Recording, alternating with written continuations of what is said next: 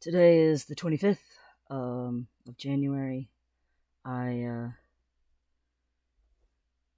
made a pie.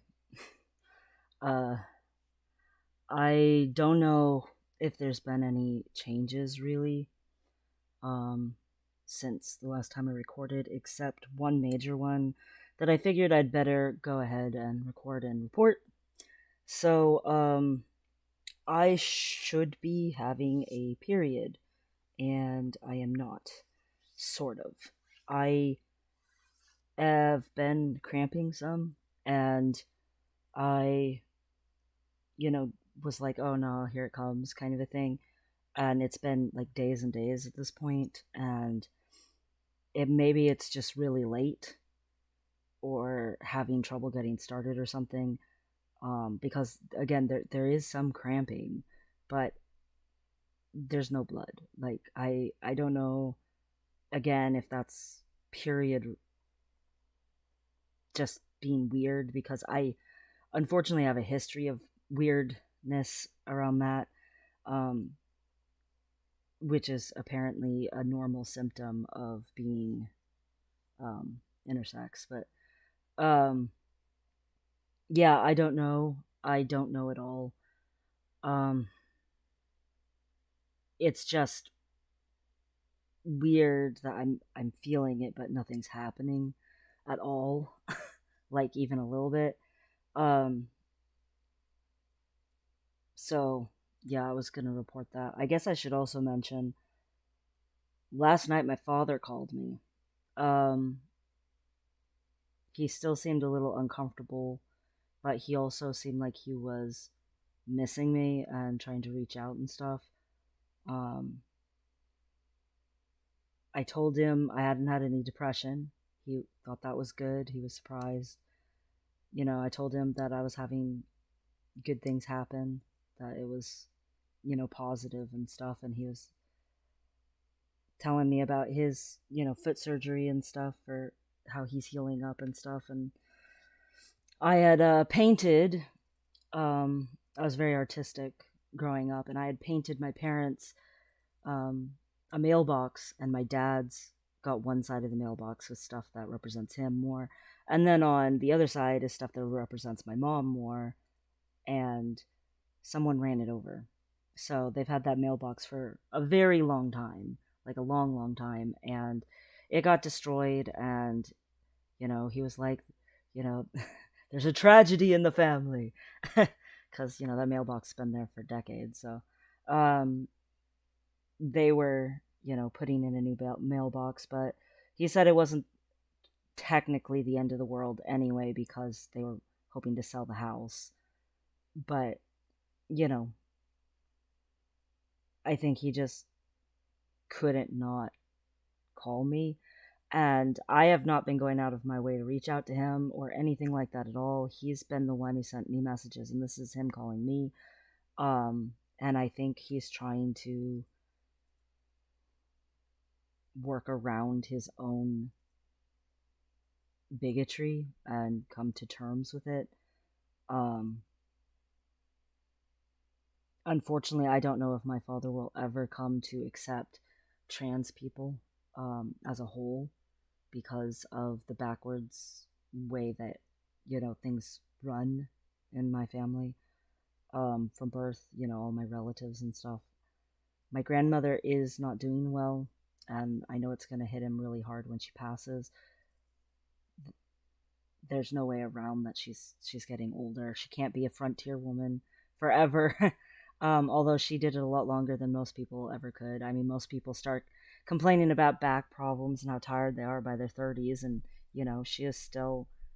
I mean, she still tries to do at least some stuff up there in Alaska, but he's planning to go up and help take care of her and stuff. But it's interesting to me because I don't know, maybe thinking about her mortality is affecting his own thoughts about his own parenting, his parent, being at that point in life, and he's thinking about when he's at that point in life. I don't know. it's it's it's sad. It's been decades of my father trying to come to terms that I'm just different. And I don't think he'll ever be proud, but I hope he can get to a point where he can accept it. And I think he does at least accept that I was in a lot of pain. I mean, there's no way around. Everyone knew I was in a lot of pain. That was an inescapable reality for everybody. Um, the entire time I was growing up, even into my adulthood and stuff, everyone knew I was suffering. So they just didn't know why, and kind of dismissed it as it was the abuse, um, and didn't want to think about any of the LGBT plus issues. And I don't know. I have not wanted his disappointment to be part of my day to day life. I haven't wanted that toxic belief system to be part of my day to day life. So I just haven't been reaching out. And I've contacted my mom, but I haven't really talked to my father. And he called me, and I, I, I don't know. He was definitely uncomfortable, but I think he was trying. And him trying is weird because I spent so many years like trying to get him to understand and trying to get his approval and trying to get him to accept me. And now that I kind of stopped is when he's starting to reach out more. Um, I just am trying to live my life and have a happier life and be a happier person. Like, um, a side effect of that is his not good stuff is not good to have in my life. I don't know. He didn't talk at all about politics or any of his conspiracy theories and stuff that he believes in. So I doubt very seriously that he gave them up, but maybe he's toning it down a little. I don't know. It you know, it was it was basically just topics like health and then the mailbox thing and then fixing up the house and moving to Alaska and stuff like that. It stayed very centered on the topics of point. We did not say I love you. I did notice that. Usually, always, every phone call is ended with I love yous. And instead, it was more of like a friendly remark, like, good talking to you. Um, Talk to you soon. You know, I don't know. I don't really take that too personally. It's not the end of the world to me if my father says I love you or not. So, whatever. He's been, I don't know, apparently not very nice to my brother I'm closest with.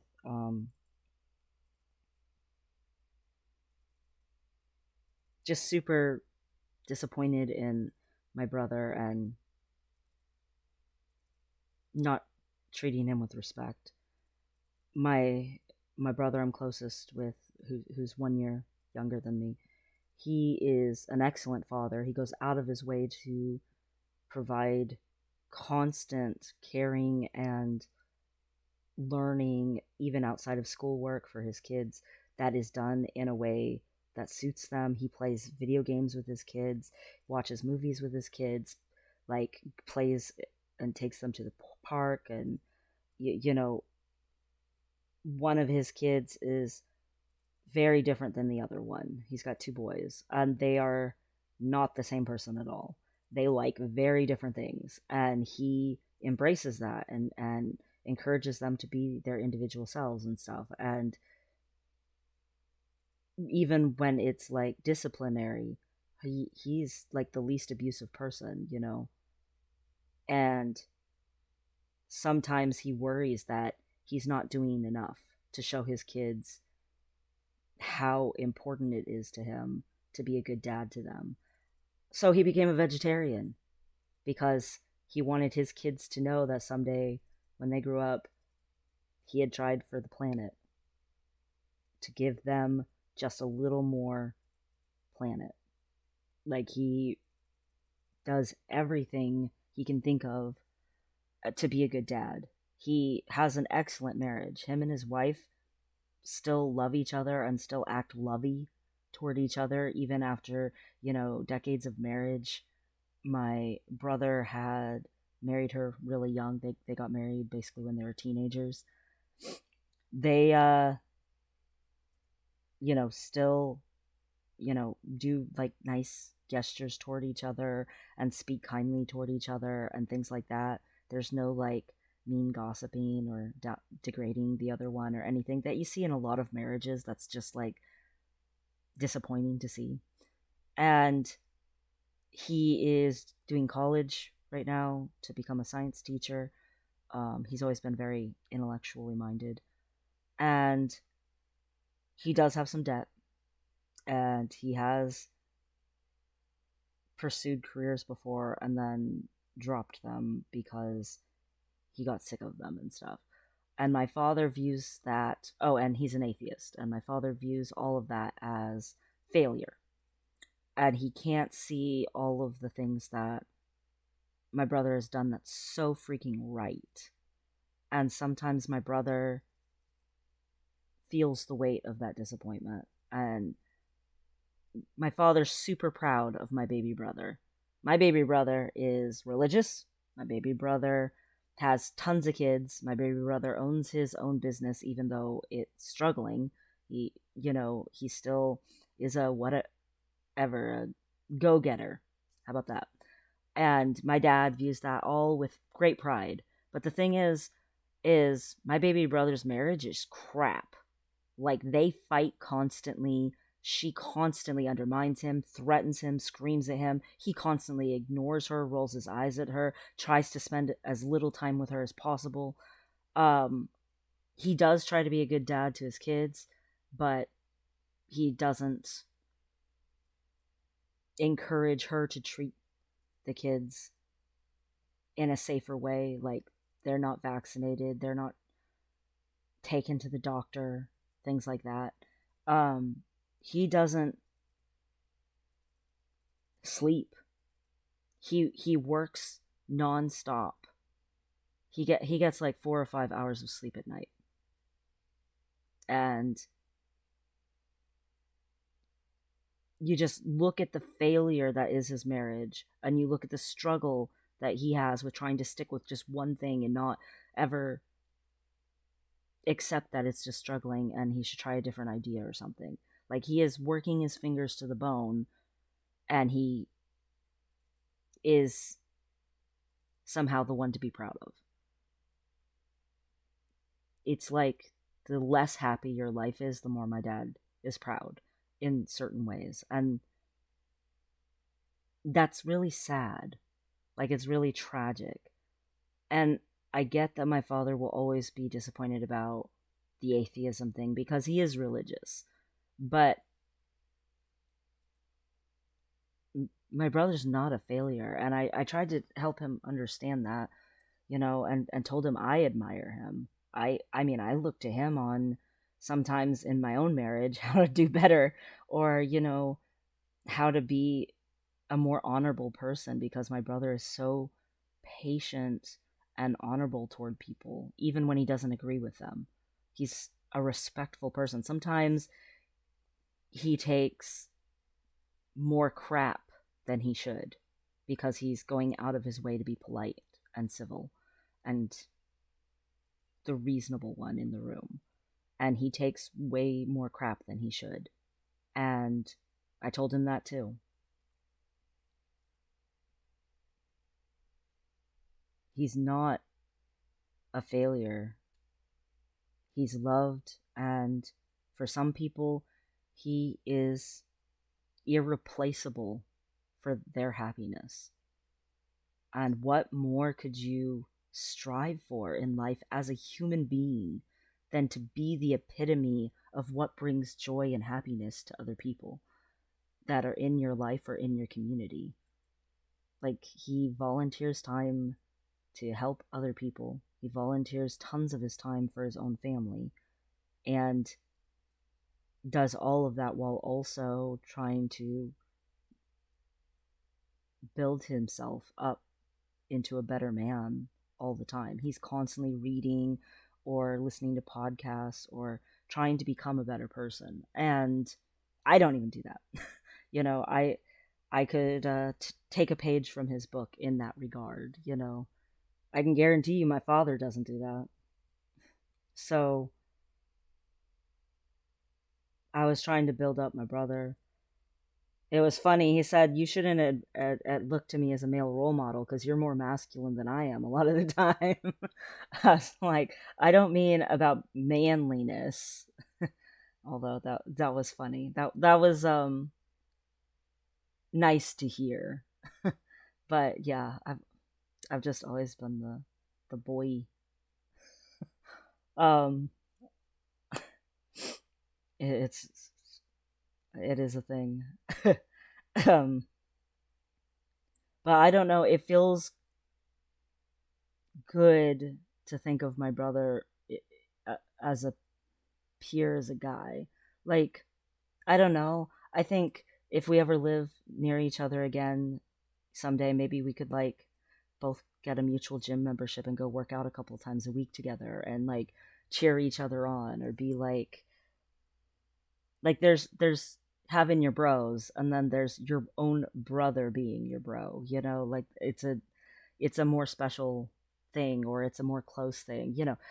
Nobody knows you like your brother that has known you all of your life except your first year, as a baby. Like, I changed his diapers. I helped raise him. Like, we grew up surviving the same crap together. We think alike a lot of the time, and then sometimes we fight, because that's what siblings do sometimes, is argue, because they do know each other so well that it's sometimes almost grating. um but he's in my top 5 people in the world. He said I'm in his top 5 people in the world. So, you know, there's that closeness there, and that trust that comes from knowing someone for decades, from having lived with someone as they were developing and growing, understanding them like that. And I don't know, I would like to live near my brother. I would like to be more involved in my nephew's lives. His wife is a great person. We play video games together. We try to keep in touch. We Skype when it's like a family holiday or anything like that. Sometimes even between those, it's just different when you live next to each other and you can actually hang out in person and stuff. And even when we hang out in person and stuff, we still play video games together. We still do the same things, but we also go like camping and hiking and to the ocean, and we make memories. And I would like to live near my brother and make memories. I think that would be awesome. But I don't know where we're going to end up living, so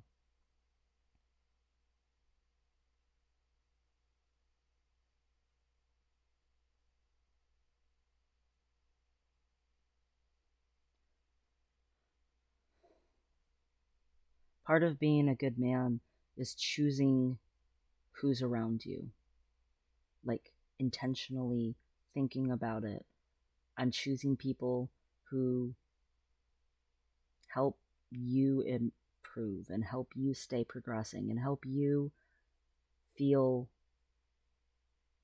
surrounded by upright morals and upright belief systems and stuff that you feel inspired by, and there's just growth there. And for me, part of being an honorable man is choosing not to have certain family members in my life.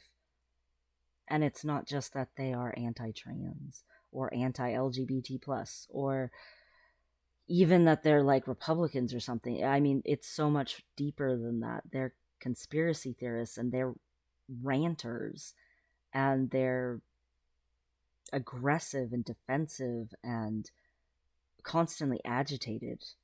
They're not good people.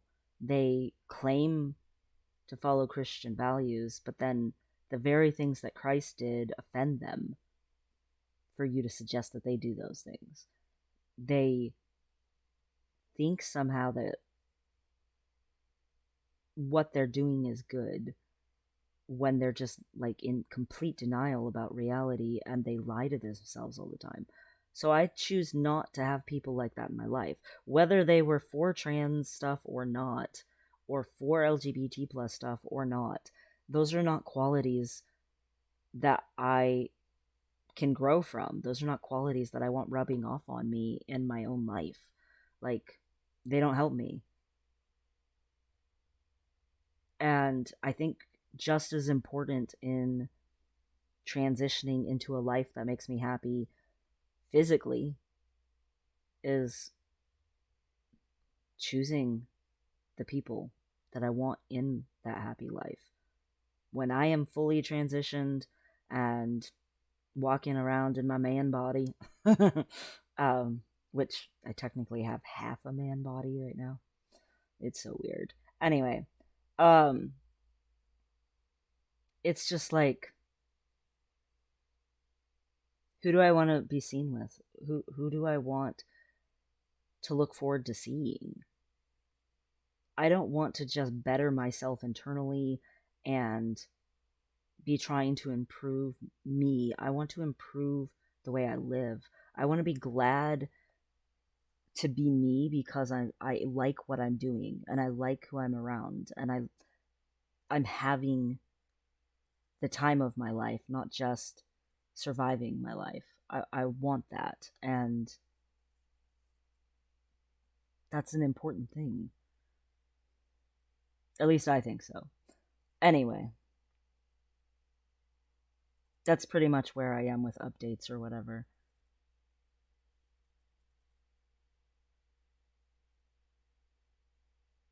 Yeah, I mean, all of the other stuff hasn't changed as far as my transition, the physical stuff. Um, Still definitely the oil and the zits and the, I haven't had much for new body hair. It's just some of the hairs like broke off and then came back stiffer, except along here. Along this edge right here, I've got a bunch of little blonde hairs coming in that I didn't have that thick before. So I'm really hoping that the patchy thing goes away. Maybe I'll trim down this and have just a nice beard. I would really, really like that. Um, but that's a gradual thing. That's whatever's. If my period is gone and I never have to deal with that again for the rest of my life, I will be thrilled. But I'm not counting it out yet that it might just be late or being weird or funky, because I mean, it's just been so much in my life that it's just been weird. But that would be awesome. I would be thrilled with that. But yeah, still craving protein. Still, yeah, none of the rest of it's changed. Still not depressed.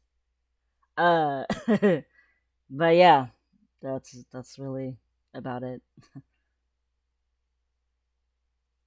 It would be nice though, if it's not like a false positive for losing your period. I don't know what else to call that. um, you know, a trick. um, that would be really awesome. I would be thrilled with that. But I feel like it's a little early for that. Like, anyway. I've been on testosterone for a little over 2 months, and not a little over 2 months, a little over a month. I'm sorry, for a little over a month, and it just seems really early. But then it seemed really early for a bunch of the other stuff too. So who knows? Um, as far as bottom growth goes, it's still stuck. There is a tiny little lopsided nub trying to force, and there is some pain down there. It's not painful pain. It's more like if I pay attention to it at all, or if I notice it at all, it's kind of like little twinges. It's just like annoying pain. It's not like, oh god, my body's ripping apart. Like it's uh very gradual, persistent, annoying twinging. Don't know what else to say. But I do think it's trying to tear through the skin. Uh, so we'll see what happens with that. um, Sucks to have different anatomy sometimes. Just sucks. Anyway, for anyone who didn't start out intersex and you're transitioning and you happen to watch this and you were just like full able to have your bottom growth grow in naturally, because you had an actual clitoris with a hood and things like that you're supposed to have, I am jealous of you. um but I'm sure you're jealous of me in other ways. I mean, everybody has pluses and minuses going on, but I maybe it'll help you feel a little less dysphoric or a little better knowing that somebody's jealous. I don't know. Um Anyway, I hope everybody has a good time or a good day or whatever, and I'll make another videos whenever I make another video.